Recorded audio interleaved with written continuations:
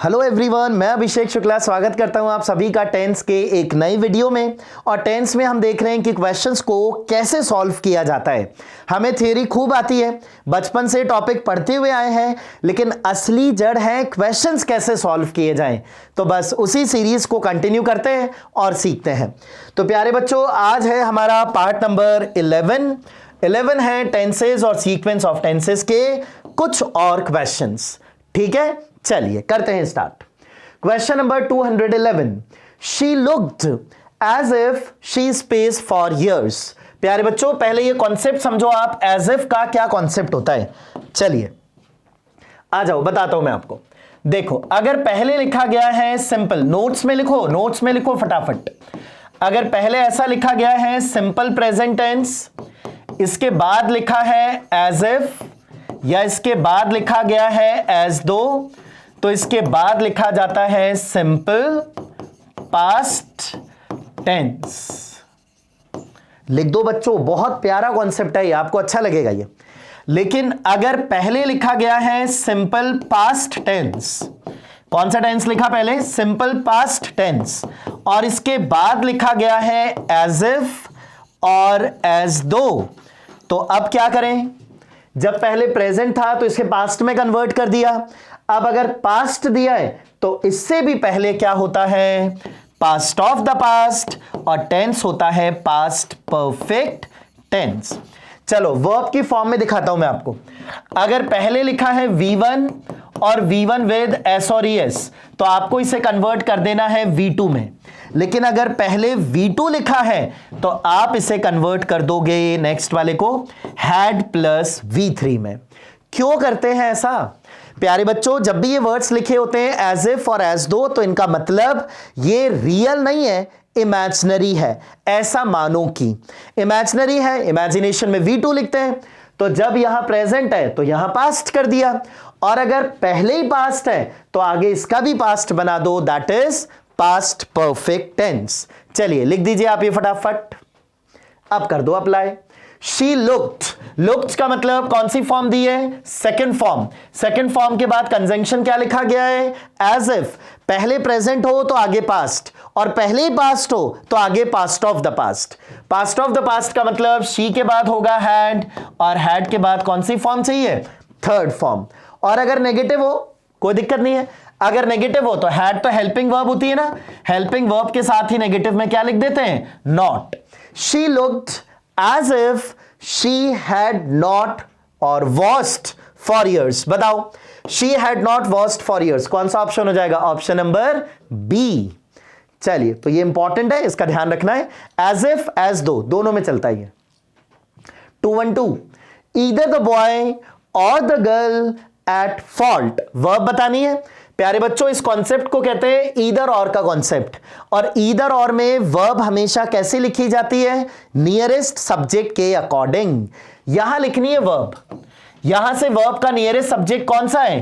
Girl. कैसा subject है? Singular. Subject singular है तो वर्ब भी कैसी होनी जरूरी है? सिंगुलर। सिंगुलर वर्ब ढूंढो। हैव नहीं है, आर नहीं है, वर नहीं है, ये तीनों तो प्लूरल वर्ब है। सिंगुलर वर्ब यहां क्या होगी? Was. Either the boy or the girl was at fault, दोनों में से कोई एक गलती पे था। 213, क्या करना है? करेक्ट करो अंडरलाइन पार्ट को। The man whom I sold my house was a cheat। जिसको घर बेचा वो कैसा निकला? Was a cheat। पास्ट की अगर बात कर रहे हैं प्यारे बच्चों, तो पास्ट की बात में क्या ये सेल लिखा जाएगा SELL? नहीं, ये तो प्रेजेंट होता है। अब पास्ट में चलो, आई सोल्ड दोनों में लिखा है, टू दोनों में लिखा है। आप मुझे ये चेक करके बताओ यहां हु लिखेंगे या हुम। बच्चों, हु लिखा जाता है सब्जेक्टिव केस के लिए, और हुम लिखा जाता है ऑब्जेक्टिव केस के लिए। रिलेटिव प्रोनाउन कहते हैं इन्हें। अब पढ़ो, the man whom I sold my house, जिसको मैंने अपना घर बेचा। I है सब्जेक्ट, तो मैन तो ऑब्जेक्टिव केस है, और अगर ऑब्जेक्टिव केस है तो ऑब्जेक्टिव केस के लिए क्या लिखा जाता है? whom। The man to whom I sold my house was a cheat। 214, the ship space sink in the ocean yesterday. Yesterday का मतलब प्यारे बच्चों कौन से टाइम की बात की जा रही है? Past time. पास्ट टाइम में जब भी मेन वर्ब लिखोगे कौन सी फॉर्म होनी चाहिए? Second form. Sink, SINK, sink है फर्स्ट फॉर्म। सेकंड फॉर्म क्या होती है बच्चों? सैंक। और थर्ड फॉर्म क्या होती है? संक। चेक कर लो कौन सा ऑप्शन होगा। द शिप, सिंक नहीं, संक नहीं, सिंकिंग नहीं, कौन सा ऑप्शन होगा? The ship sank in the ocean yesterday. 215, they space vegetable last week. तब से वही चल रही है। लास्ट वीक का मतलब कौन से टाइम की बात कर रहे हैं? पास्ट की। पास्ट में प्यारे बच्चों कौन सी फॉर्म आती है? Second form. बच्चों ये जो क्वेश्चंस है ये सारे एग्जाम्स में पूछे गए क्वेश्चंस है। ऐसे नहीं सोच रहे हैं मैं एक ही टाइप के क्वेश्चंस बना लाया, मैं नहीं लाया हूं भाई, ये एग्जाम्स में पूछे गए हैं। और आप समझो एग्जाम्स में किस टाइप के क्वेश्चंस पूछे जाते हैं। एक ही पैटर्न है जो रिपीट कर रहे हैं, कितनी बार आ गया बच्चों बताओ। दे स्पेस बाय की form vegetable last week, second form चाहिए। बाय की सेकेंड फॉर्म क्या होती है? बाइड नहीं, bought. Buy, bought, bought. Bring, brought, brought. तो बाय सेकेंड फॉर्म बॉट चाहिए। कहां लिखा है second form bought? In option A. 216, the teacher said that oil float करता है ऑन वाटर। ऐसा बच्चों समझ रहे हो कौन से टाइप का सेंटेंस है? बताओ जरा कौन से टाइप का सेंटेंस है? ये है नरेशन। कैसे पता लगा नरेशन है? ये देखो दैट सेंटेंस में क्या बन रहा है? कंजंक्शन। तो द टीचर सेड सेंटेंस में क्या है? Reporting verb. और फिर ये आगे जो लिखा गया है इसे क्या कहते हैं? इसे कहते हैं रिपोर्टेड स्पीच। रिपोर्टिंग वर्ब कौन से टाइम में गिवन है? पास्ट में। कंजंक्शन क्या लिखा है? दैट। तो यहां जो भी टाइम गिवन होगा इसका पास्ट बना देंगे। रुको, पहले ये चेक करो कहीं कोई एक फैक्ट साइंटिफिकली प्रूवन एक्शन तो नहीं है। क्या लिखा है? Oil space on water. तो ये पहले होता था अब नहीं होता, ऐसा है क्या? हमेशा ही ऐसा होता है, हमेशा ऐसा होता है। Universal truth, scientifically proven action और प्रोवर्ब ये कभी चेंज नहीं होते बच्चों, हमेशा सिंपल प्रेजेंट टेंस में लिखे जाते हैं। ऑयल के बाद सिंपल प्रेजेंट टेंस, फ्लोट की फॉर्म क्या होनी चाहिए? फ्लोट्स। कौन सा होगा? Option number C. 217, tense identify करो। We have finished our breakfast. Tense का मतलब क्या होता है? Tense is a combination of time and situation. Time किससे पता लगता है? Helping verb. Situation main verb. Helping verb है हैव। कौन सा टाइम हो गया? प्रेजेंट। प्रेजेंट का मतलब इन दो को हटा दो। अब ये प्रेजेंट सिंपल है कि प्रेजेंट परफेक्ट है? प्यारे बच्चों फिनिश्ड है main verb third form. Third form का मतलब सिचुएशन कैसी होगी? परफेक्ट। तो ये है present perfect tense. 218, tense identify करो। I bought 2 cars yesterday. Yesterday मतलब कौन सा टाइम है? पास्ट। पास्ट मतलब ये कौन सी फॉर्म है? Second form. और सेकेंड फॉर्म का मतलब पास्ट है ना, ये हटाओ। पास्ट क्या है? परफेक्ट है क्या? थर्ड फॉर्म आती है परफेक्ट में। कंटिन्यूस है क्या? वॉज वर V1 ING आती है। क्या है ये? Past simple tense. 219, I have been waiting for you for 2 hours. Where were you? Have का मतलब प्रेजेंट, been थर्ड फॉर्म का मतलब परफेक्ट, वेटिंग का मतलब continuous, present perfect continuous tense. Check करो कहां दिया है, ये रहा present perfect continuous. 220, have you space the door tight. Have लिखा है, यू सब्जेक्ट है, हैव के अकॉर्डिंग प्रेजेंट परफेक्ट बनाने के लिए मेन वर्ब कौन सी फॉर्म चाहिए बच्चों? Third form. किसकी थर्ड फॉर्म चाहिए? शटेड, शटंड, शट और शट। थर्ड फॉर्म यहां क्या होगी? Shut. Shut shut shut. 221, it's time. ये बहुत प्यारा कॉन्सेप्ट है बच्चों। आपको याद है प्रीवियस वीडियो में भी कुछ आपने ऐसा किया था, मैंने कहा था आप अपने नोट्स में लिखो। क्या लिखा था बताओ? बोलो बोलो क्या लिखा था? अगर सेंटेंस किस वर्ड से स्टार्ट होता है? It is time, it is high time और इट इज अबाउट टाइम, तो इसके जस्ट बाद सिंपल पास्ट टेंस लिखा जाना है। सिंपल पास्ट टेंस का मतलब मेन वर्ब कौन सी फॉर्म लेगा? Second form. चेक करो second form, go, gone, will go. नहीं, सेकेंड फॉर्म क्या होगी बच्चों? Went. 222, he space the college last year. Last year मतलब कौन सा टाइम है?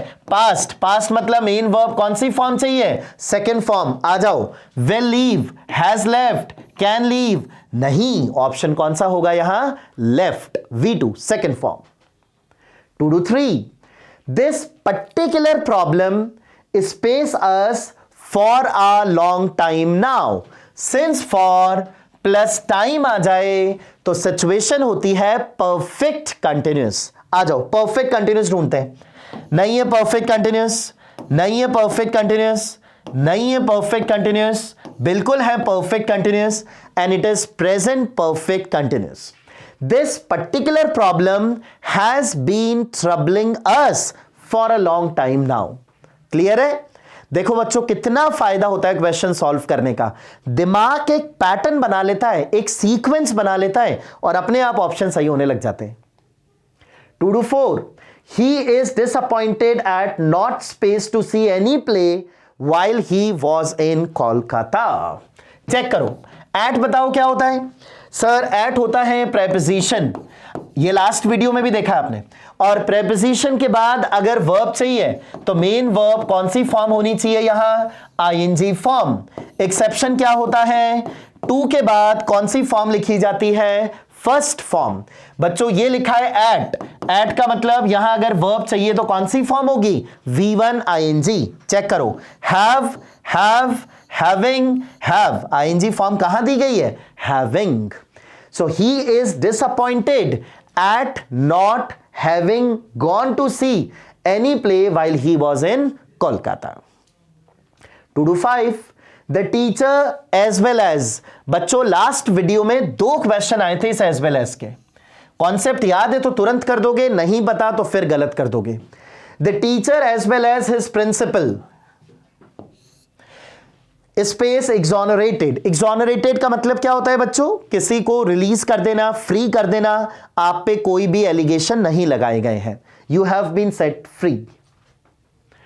सो the teacher as well as his principal. जब भी एज वेल एज लिखा होता है तो एज वेल एज से पहले लिखा subject is called the real subject of the sentence. ये तो साथ गए थे।